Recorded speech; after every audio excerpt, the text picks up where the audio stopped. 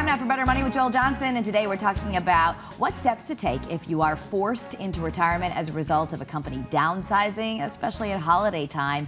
Joel is a certified financial planner and managing partner at Johnson-Brunetti. Thanks so much for being here. Well, it's great to be here. So sometimes it seems like that's the saddest story, but we often hear about downsizing around the holiday time. Yeah, it seems like somebody gets hit with an announcement. We see it on the news where, some big company is letting people go, December, at the end of the year, maybe in January, and it's just really a tough time for people. So the first thing you have to do, I know people are going to be upset, but you say the first thing, step one, take a breath and assess your savings. Right. Assess your financial situation, assess your savings, assess what's in the retirement plans. You've really got to step back. Sometimes at an emotional time like this, it's easy to just make a very reactive decision.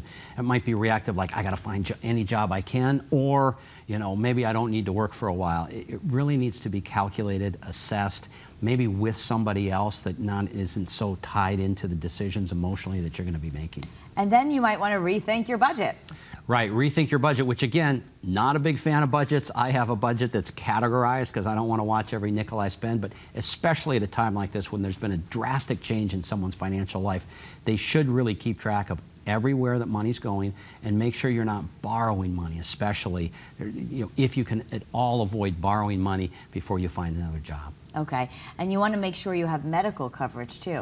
Right, so when somebody gets laid off from a job, if they were relying on that group medical coverage, they have to either continue paying for the group medical coverage they have, which can be very, very expensive, or go out and find it on their own. For instance, Access Connecticut Healthcare, we get our own health insurance, and it may actually be cheaper. So you want to get in front of that before you just finish with your coverage. Okay, and then you want to think about getting another job. Right, and do you really need to work? Some people are forced to retire at age 64 or 62, and they're really all set. So this comes for assessing your situation.